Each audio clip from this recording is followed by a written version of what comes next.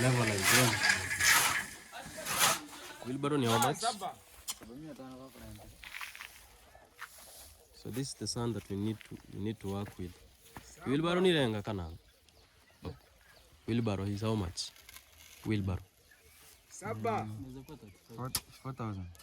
4,000 shillings.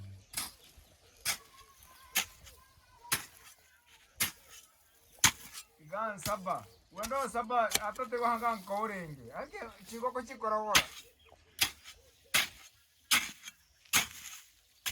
Gan. Yani ndo saba. Itire nago.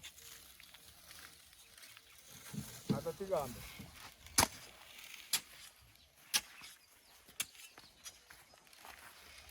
Wendo tara saba datiga. Wani ndasimba ya.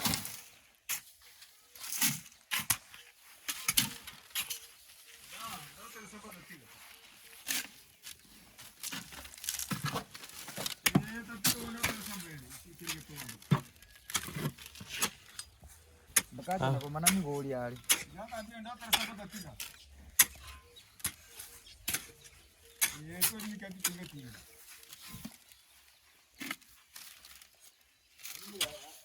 Inde tranye iko 500, ani watafuna ani mura beki hangana. Ani kabisa sababu 500 ni tafanya iko gani? Kino sasa kono moya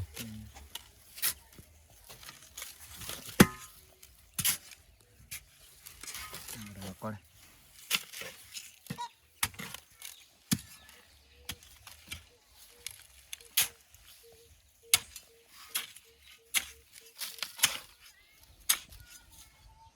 Lakini wheelbarrow itakuja tu. Wacha jamaa aenda asombe mahindi yake. Alafu nitafuata.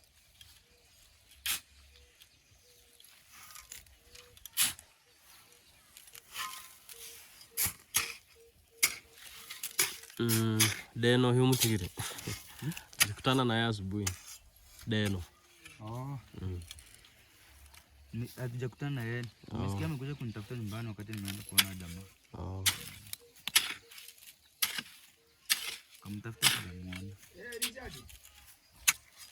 Vipi? Iko bangere. Umu porra bakera. Todo baisara kuna nyohomo.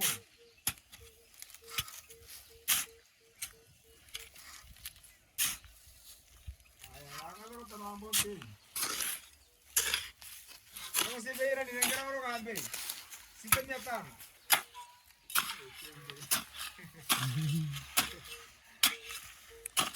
Yo ni mchanga. Mchanga nafikia hapa. Kuna chini ni Kwenda chini ni matope. Ni mingi lakini iko. Ko flat.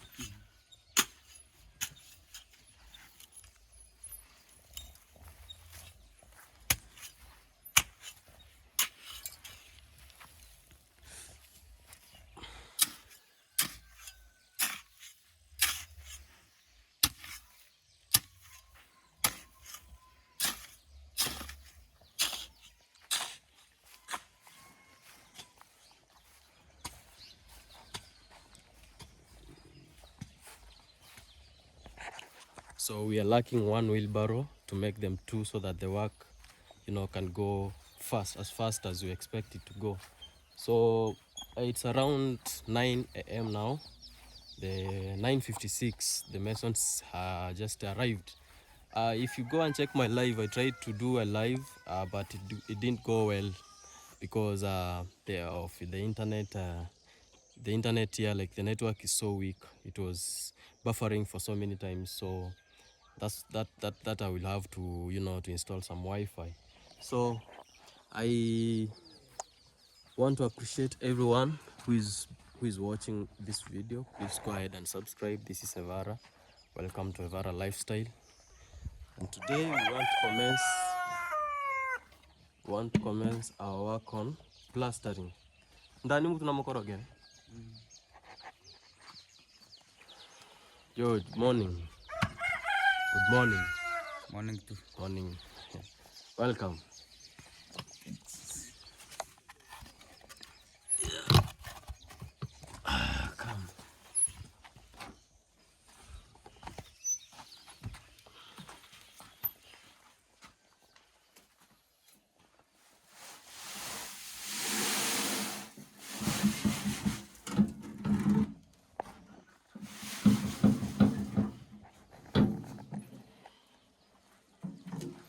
Waka tara ma na shortcut hub. Eh. Yeah.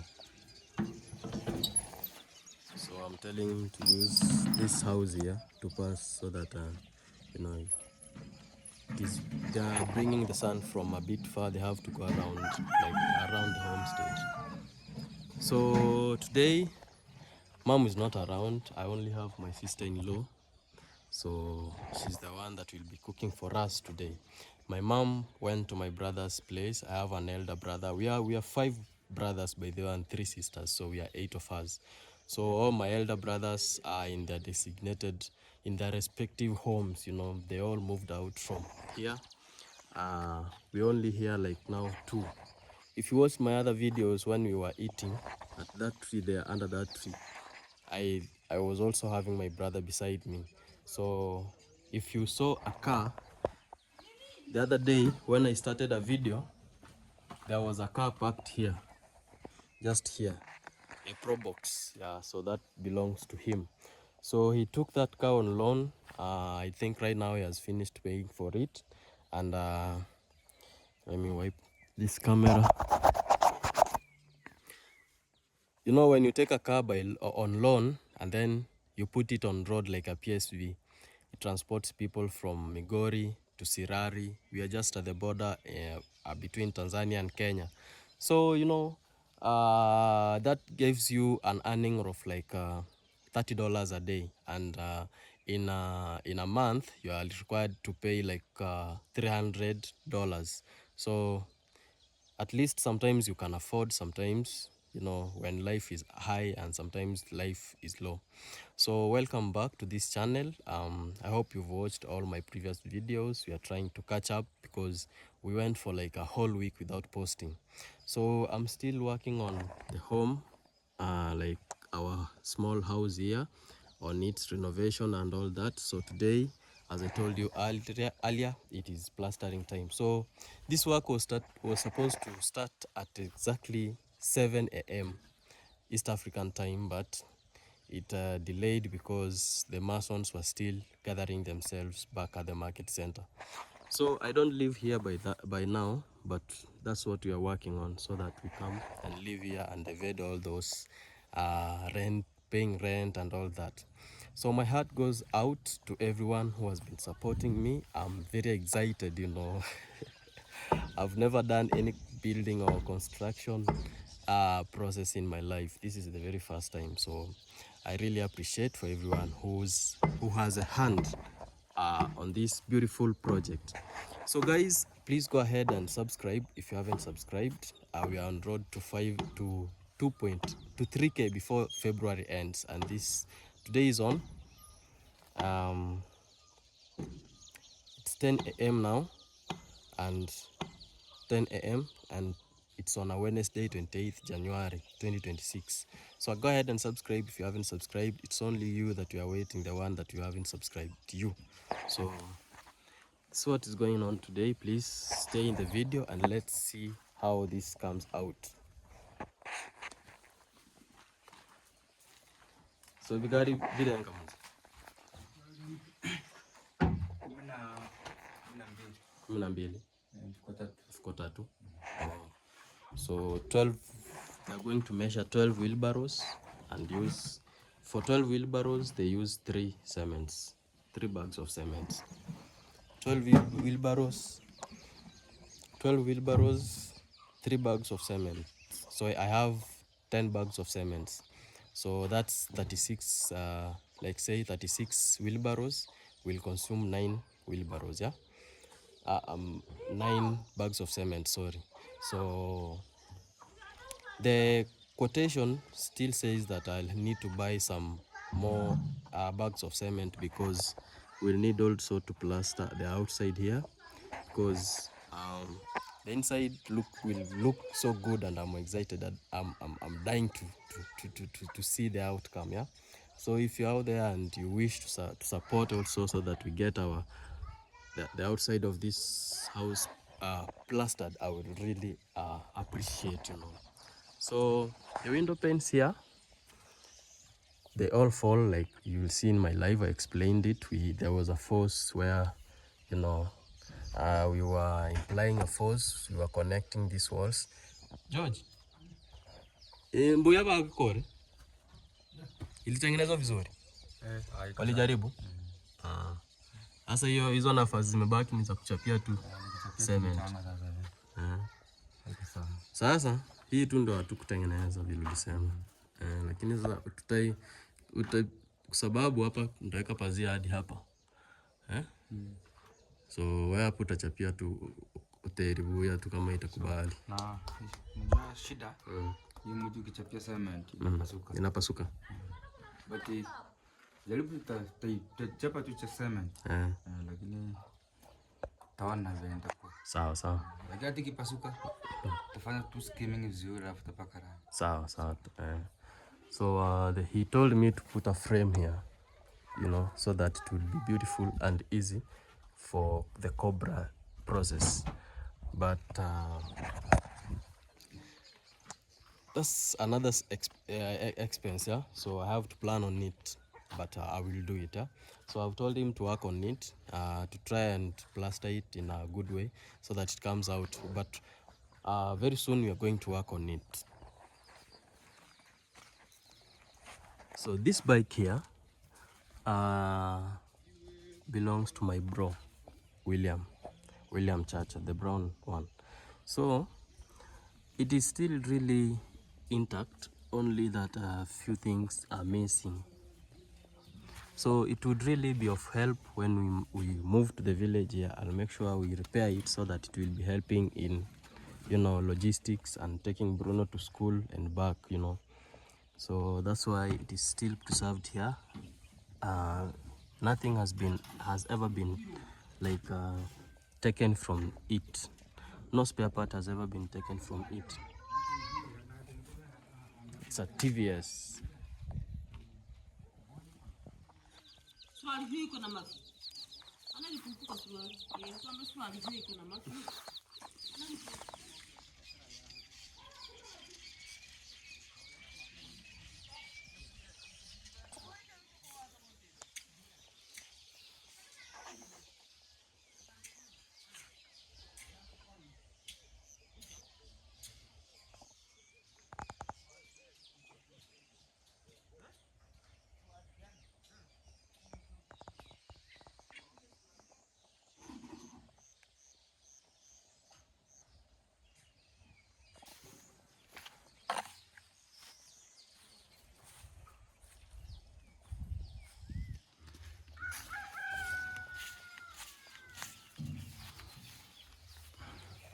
So my masons needed an extra wheelbarrow, so I had to come here and borrow one from that old man there.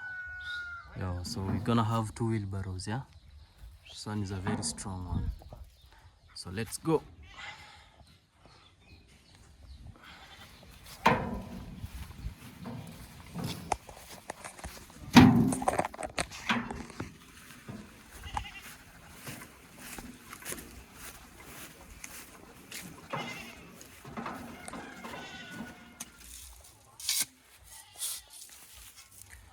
So one wheelbarrow is 4,000. Hakuna mali wanauza 3,500 kwa ufunuo. Labda ya jua kali. Ya jua kali. Kuna jua kali. Sasa kama hii ni original, hii ni 4,000. Hiyo. Kuna ile ya jua kali, ile jinsi kama hii. So there are 2 types of wheelbarrows. We have the low quality ones and the high quality ones. The low quality ones are the juakali ones. We call them juakali. Like they are welded all together at the same time. So that's for 3,500 Kenya shillings, but these ones are for 4,000 each. So we borrowed this one.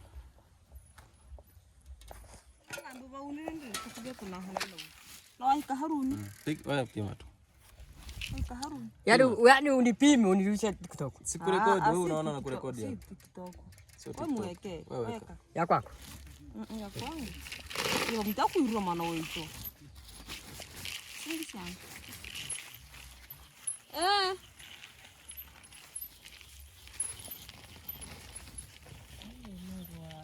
nitoa nilipotoka. Amna, si unajua mimi nachukua tu hii. Sikuchukui wewe. Ngatarande. Trying to purchase sardines. Sisi watu wana kuna mremeana. Kuna mremeana. Haya. Ya. Inyama.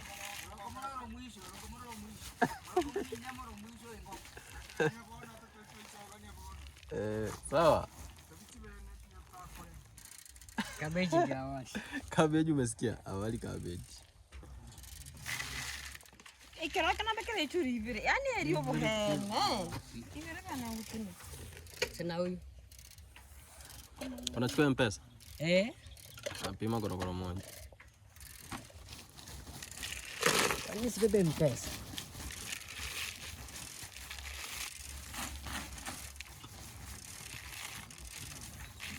Kama mbira mageno bibeke na kucha hetoni. Mbira magena? Utamwito gani? Kama mbira magena zitunze. Asa hizi ni za kula hapa nyumbani. Nasikia. Uyogora maguta girigana. Uchopa yoba fried. Inyanya ya 20. Inyanya za kuchukua tunyele. Inyanya lazima kwa tukumea. Mbio sura karangi. Mira, hata mko hemani. Hata hii ni mikono 2-3. Kama ni yote mafuta ya 100 tatosha. Si wange mtangesa. Mungu ile unyiroleye. Elia, fanya biashara hodari.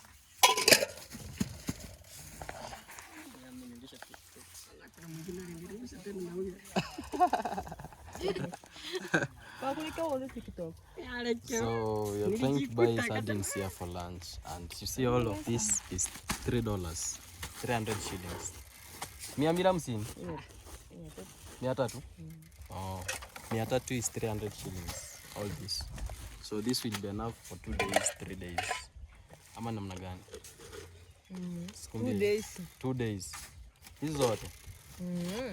Then we have like 5 people.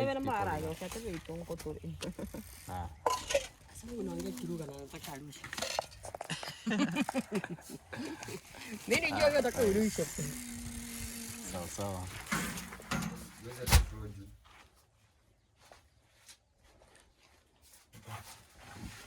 Hauna gumboots nje? Tuone chigambuti. Chigambuti. Noni chini hayo.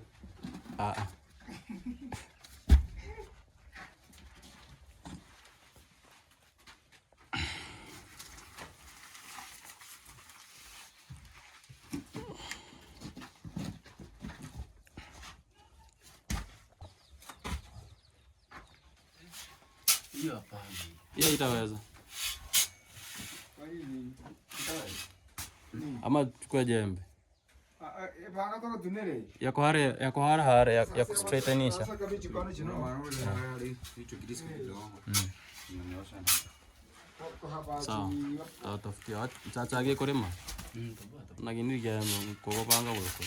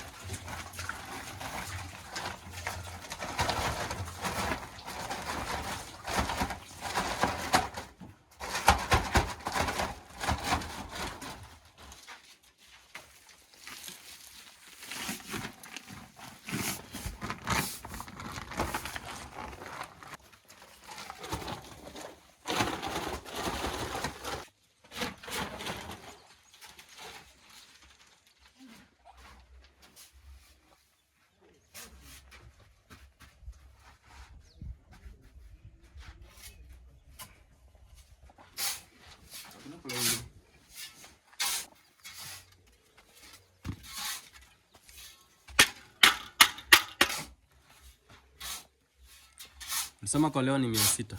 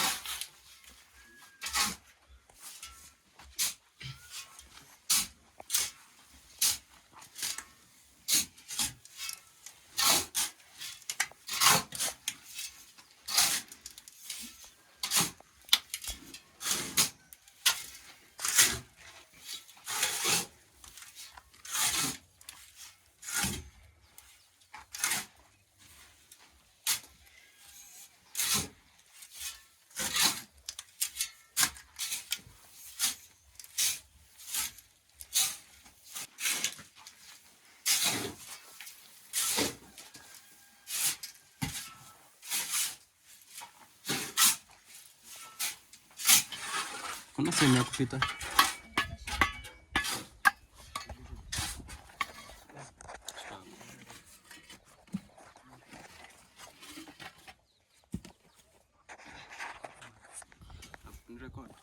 Ni kurekod. Umerekod ama ni kurekod? Na record. Sasa umeshika video. Wow. Ni sasa ulihuku niambia.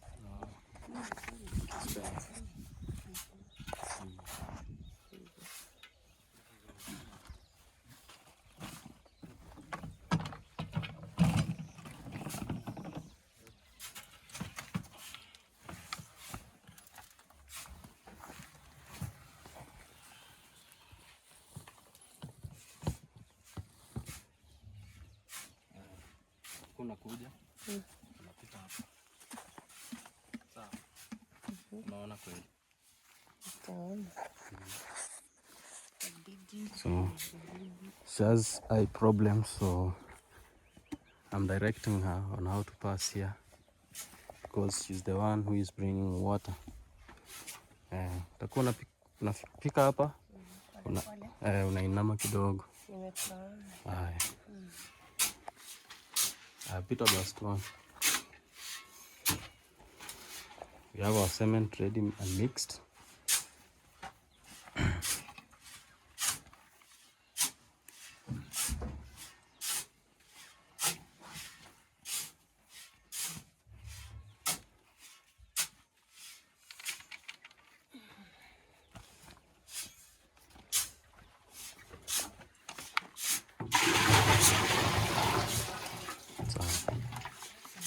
Utahesabu drum zenye utaleta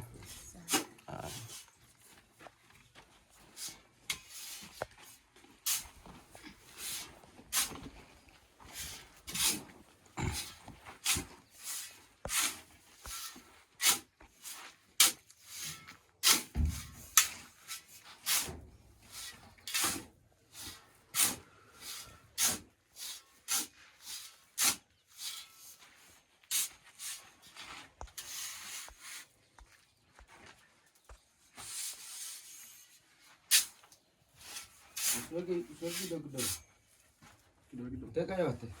Changanya hapa. Changanyia hapa kidogo kidogo. Itakuwa mingi sana. So officially we are kicking off. Watu. Jug. Bring them a jug. Iko jug hapo tunaweza tuchota maji. Jug. Sasa. Kukudicha. Ndege. Kuichagi iritere. Cha.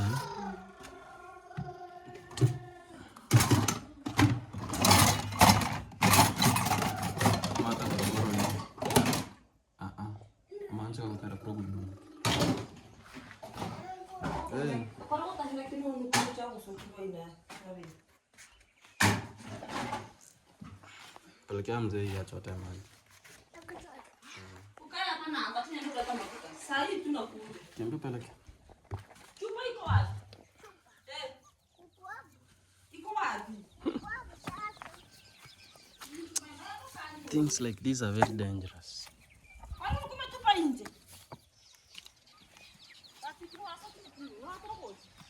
Ruku. Rajaribu.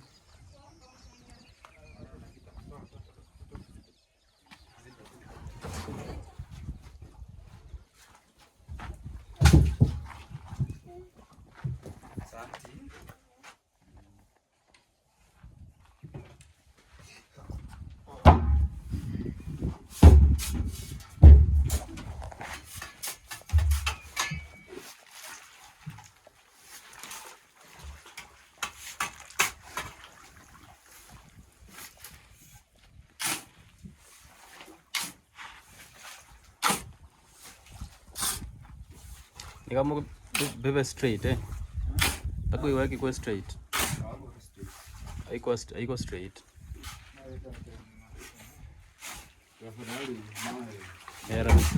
Ila iko straight. That switch there is not. That socket is not straight.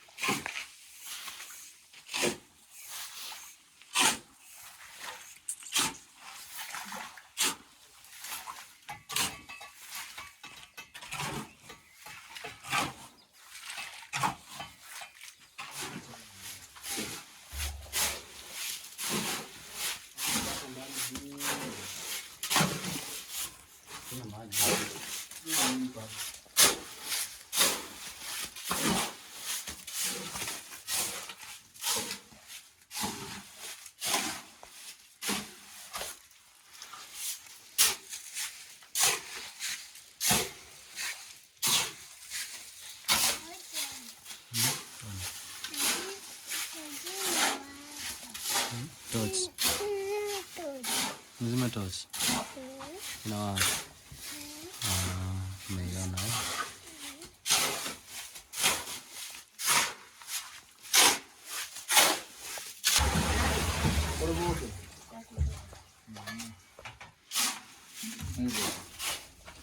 Gimana?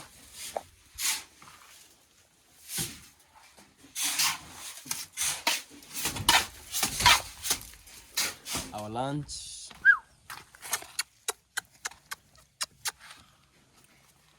Our lunch will be sardines. These are sardines, like fresh sardines, dried ones. You dried them with using the sun. They are sun dried. Hey, English today is not English. And ugali. I know you all know ugali.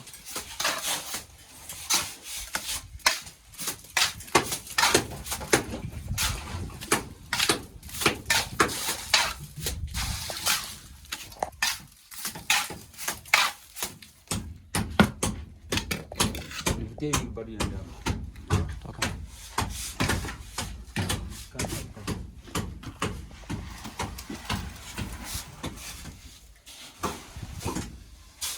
Simama hapa.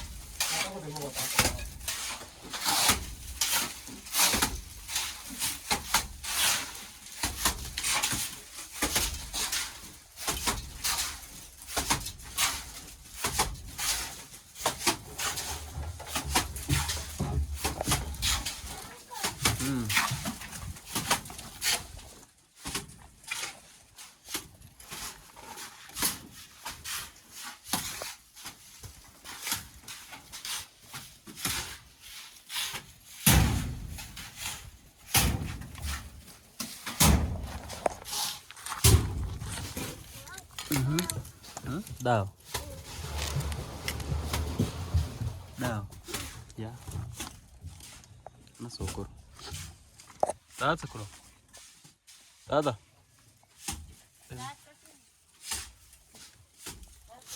Atata kuma. Wow, guys, I'm so happy. I'm so excited that the first slab of plaster just hit my house wall. See? 1, 2, 3, 4, 5, 6, 7.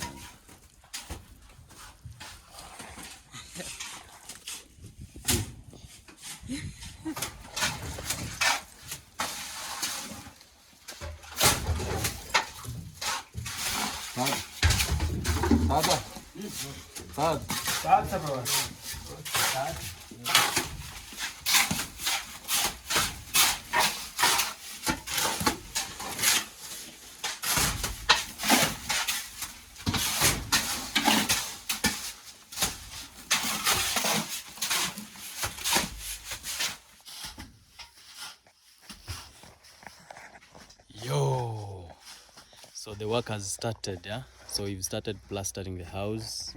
Thank you so much for the ones who have supported all this, yeah. Let's get in and see.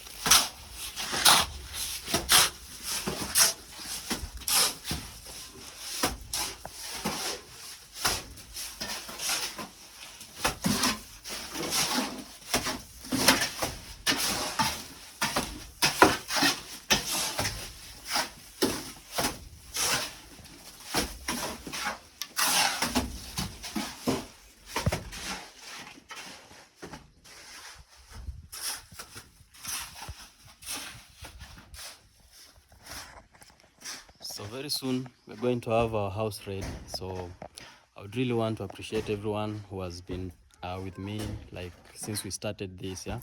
So we started this as a joke, like we started levelizing outside here and also levelizing the house, kuboma pia, I don't know how it is called in English, sijui ni kumad ama madding ama nini, tuka repair all these places. Then God willing, God, tutasema aje, I don't know, kwa baraka za Mungu tukaweka the lights and now we are plastering, yeah. So slowly by slowly we are going to transform like this small village house to be a house where we can stay, yeah, like to be like a modern house. So thank you so much for everyone who has been here, and you go check out my YouTube channel Evara Lifestyle. You subscribe, you like the videos. We have other videos lined up, so many of them, yeah. So you watch all the content there and give it a thumbs up and a subscription if you haven't subscribed. That is Devon.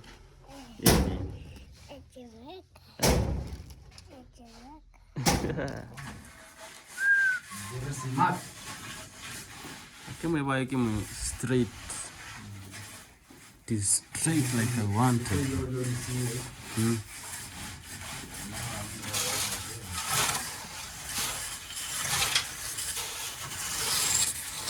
That's called leveling. Ama inaitwa aje? Niku level.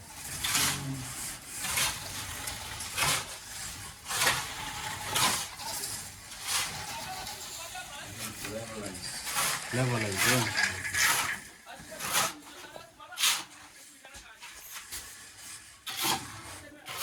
I'm trying to collect the ones that are falling.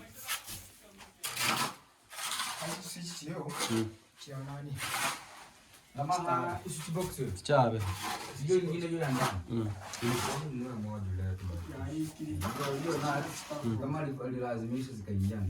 Oh.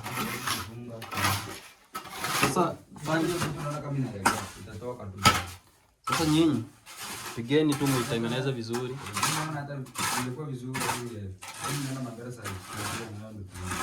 Tuitengeneze. 50. Just fanya aje? Itengenezee tu hivi. Unajua ukiweka itakauka. Si itakauka nayo, na hiyo plastic.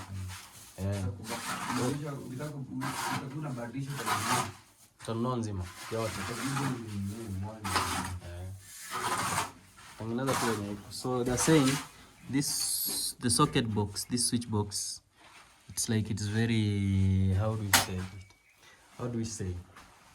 It's not like that strong attached to the wall. So you have to work with what is there.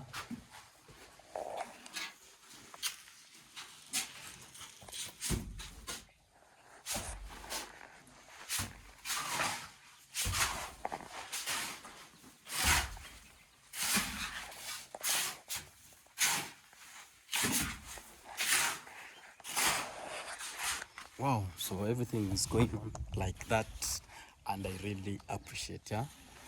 Something that I never knew that a day would come, that when I will do something like that, you know. So God, man, God, everything has been on God. Around, we went to my elder brother's place. So after we are done with my house there, the next project that we are going to work on, maybe like before this year ends, Sim smartphone. Chacha ndo alikuwa nayo hapo. So before this year ends, you know, we are going to renovate mom's house also. See, at least this one will only require plastering. Like they'll just bring sand and mix and then they plaster. So it's already smooth. These walls are smooth. This is clay. Like there's a type of clay that we use to refine the walls to make them at least smooth. So mine, as you saw it was still like raw. So they just put the mud on the wall and it was raw. So they didn't levelize the walls. So this is my dad's room and this is my mom's room. You know, when I don't know what happens in our tradition, when they get old, they tend to, you know, it's like we have slept for a very long time together, so it's high time we give each other some time.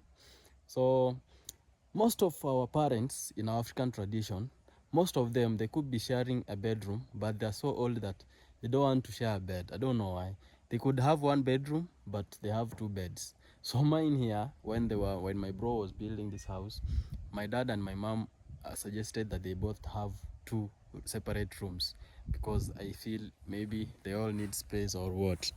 So that's what happens here. So it's not that they divorced because we live with them here.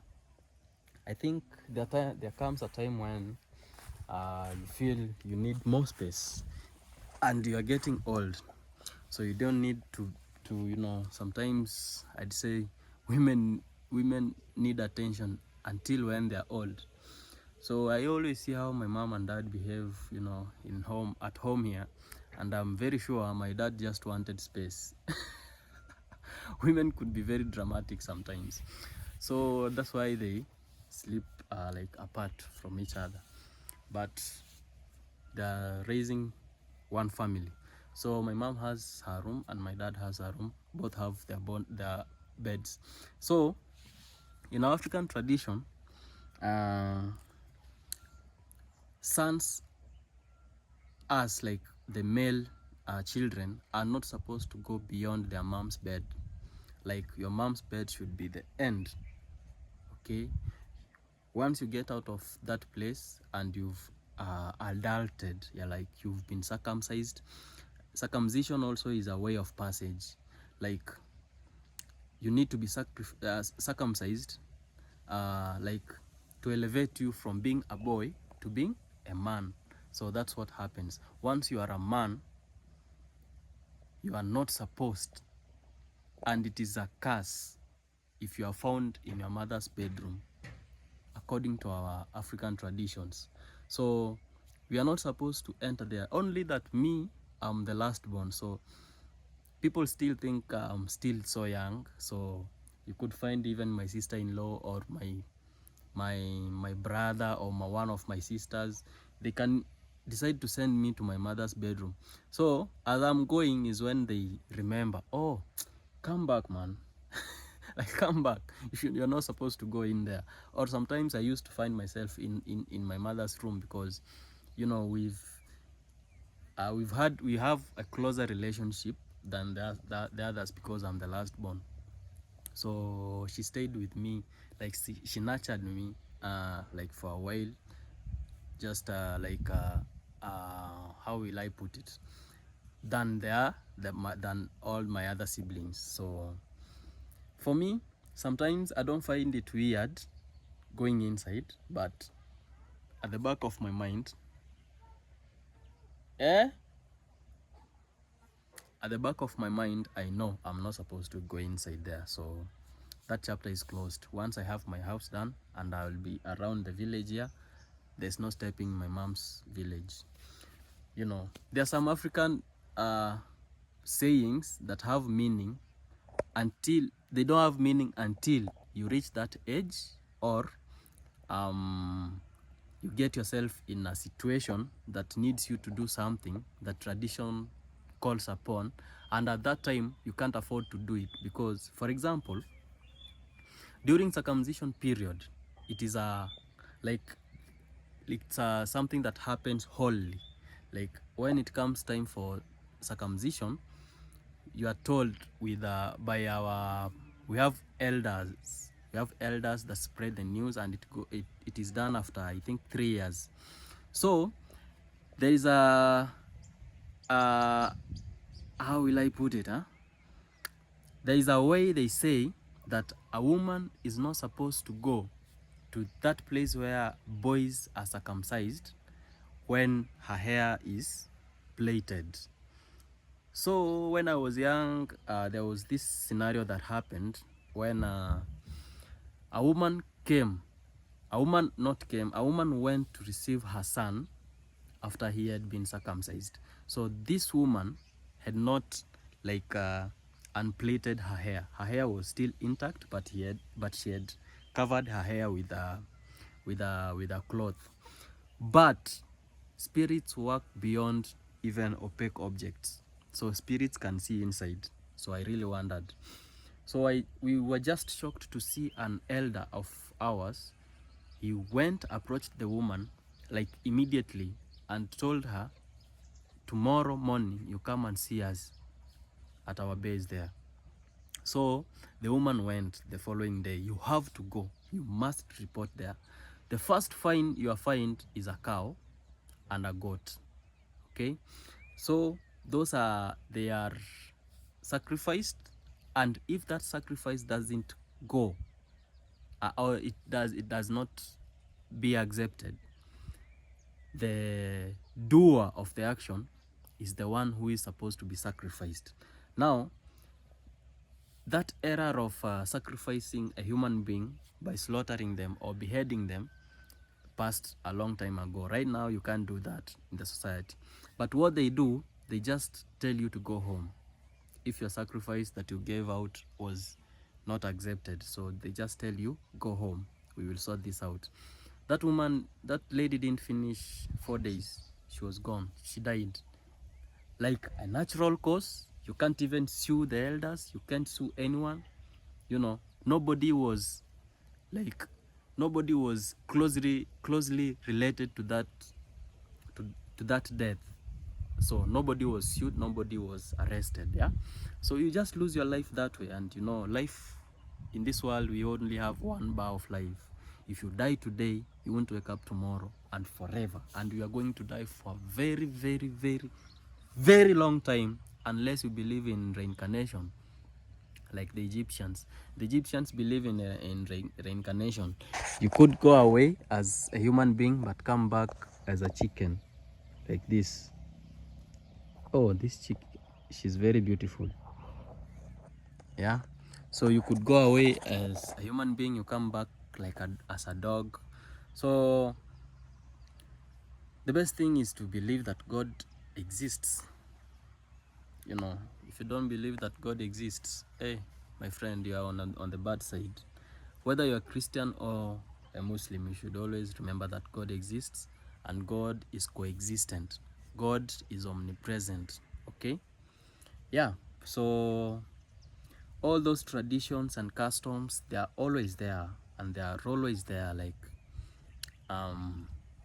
but you will never experience them if you are not you've never been in an occasion where you meet the traditions and you need to fulfill them. So guys, doing something on your own is like it is very hectic, huh? I wish my wife could be knowing how to supervise some things like some other jobs, but I've always learned to do things on my own. That's the only way they can be done better. So like the house there, I brought an electrician. He did the wiring and all that, but he didn't place the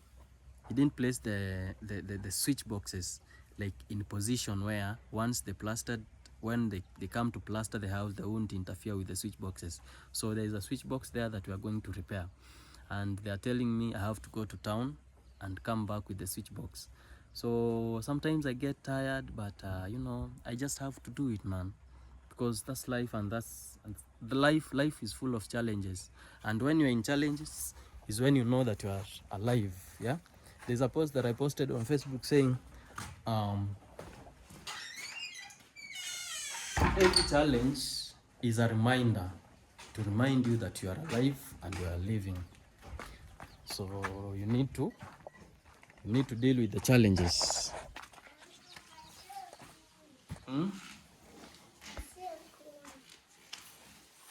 Ugali karibu wewe. Sasa mama yana tumebaki. Mboga ya majani, mrenda. Ukweli kwa kakora kuisi, labda wewe komme. Lamia.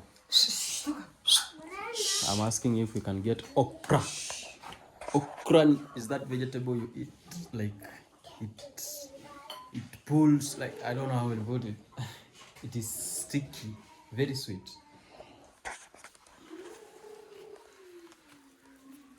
Sasa si nikuja na Morini, mtasaidiana mnani.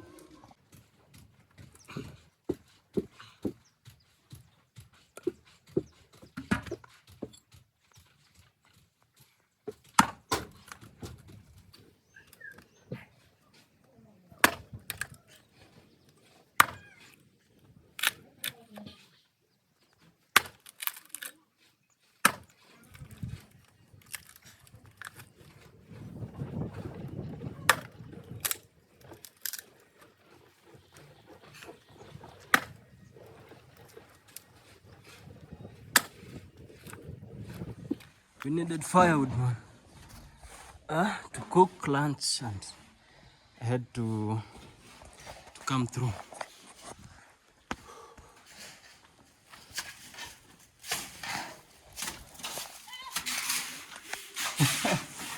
Ronde ronke.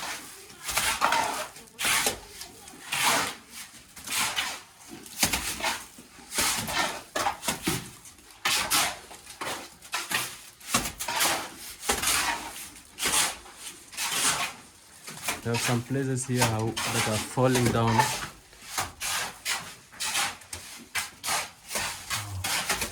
Trying to level the wall.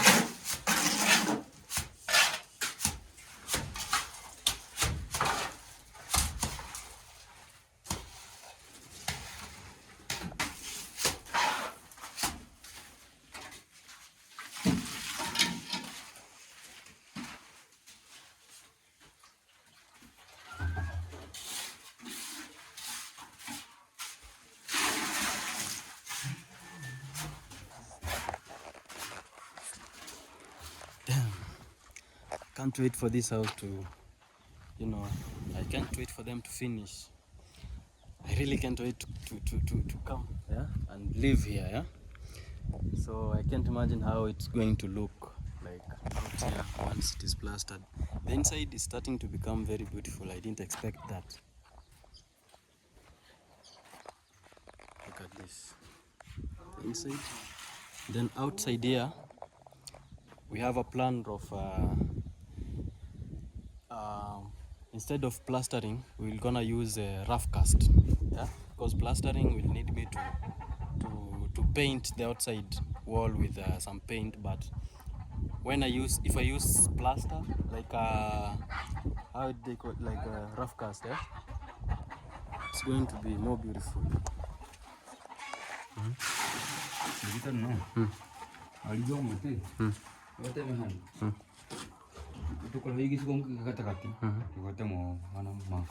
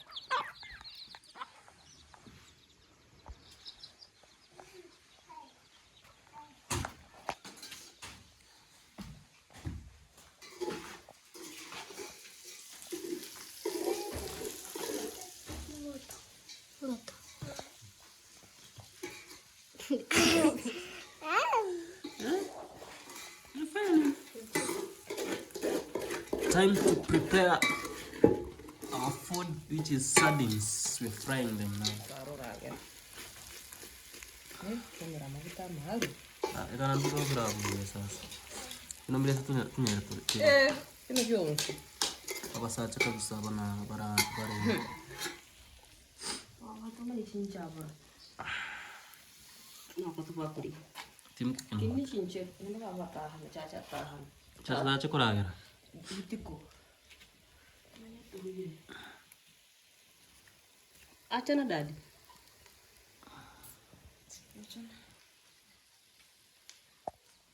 Maswali.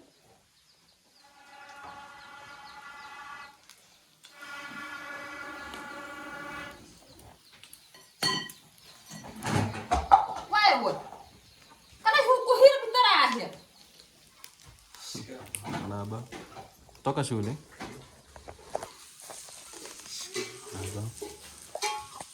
Mko poa? Akapia kanakaa. So our schools, most of our schools here are day schools. So most of the students go in the morning and then they come back for lunch, and then they go back and come back in the evening. So most of the schools in Kenya actually are that way. A few of them are boarding schools, and a few also students can eat lunch in school. Yanje. Haijaiva.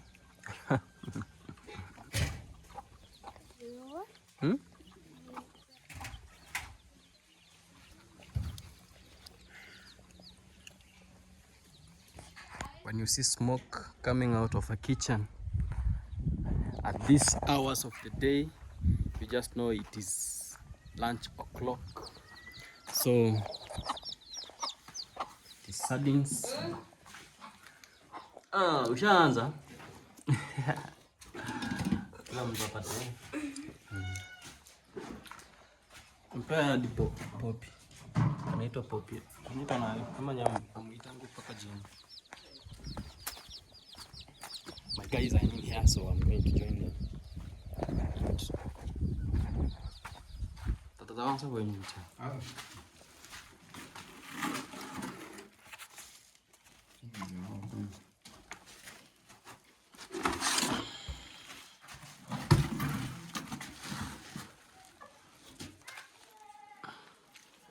Tinyi. Uruki ngunga yangu na toka raga. Ngunga. Leta vikombe, mwambie leta vikombe za maji.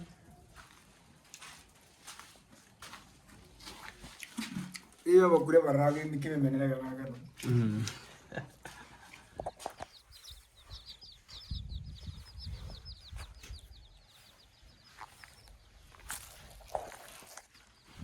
So today they're going to work on the sitting room or the living area, and then tomorrow the bedroom. Then the day after tomorrow we're gonna start plastering the outside here. And then the things called coprol, I don't know, coprol and copra, that are going to be made here so that the house becomes streamlined, you know, and very beautiful. And also this trench here will be filled by some bricks, like 2 layers each.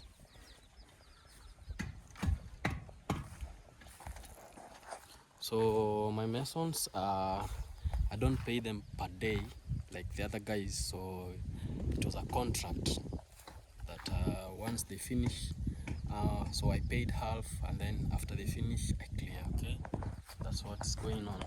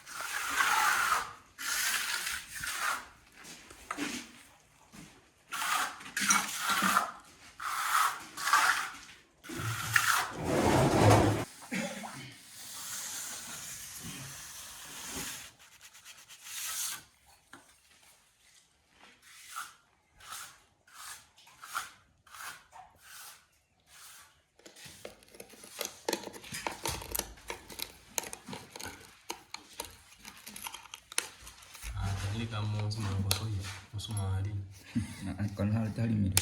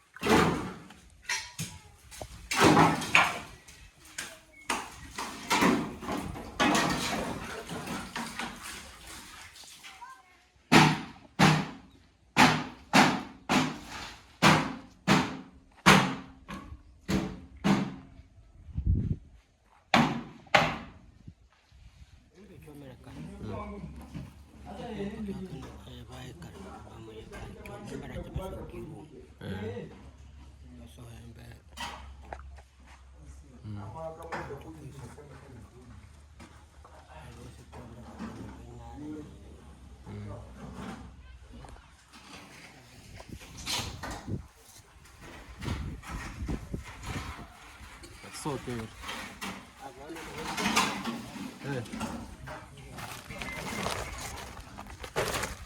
Kura ku weekend no kama uraga ko.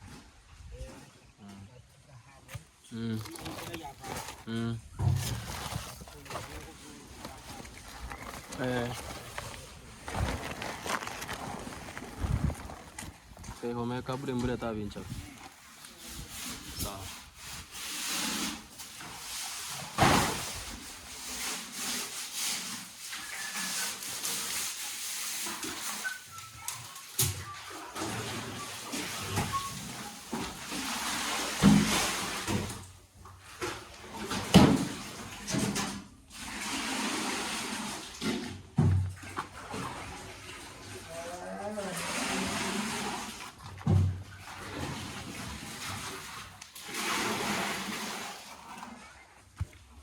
So we are finishing up. It's 4 p.m. 5 actually. Let me check again. It's 4:36 p.m. So we're finishing up washing the tools. As you can see, our house now has become like it's gaining a good shape, yeah. And the people who are working here, they really worked very nice and very hard also. So I really appreciate their hard work. So guys, today has been a long day, but a very interesting day and a very exciting day. Being my first day, like even to know all this stuff, you know. A long time ago, I used to work at a construction site, so I used to be a handman, not a mason. So I didn't do most of the things, but I saw how they did it. So right now it's done in my home, and it's a blessing. So I really appreciate for those who have been here since we started this video and since we started this project until right now. It's almost going to the end. I would like to just sign out by a word of peace and harmony, and always live with God. Okay, it's only God who can see you through all this, you know. It's only God who can plan everything. So as we sign out, I wish you the best wherever you are, and God bless you abundantly. Adios, muchachos. Peace.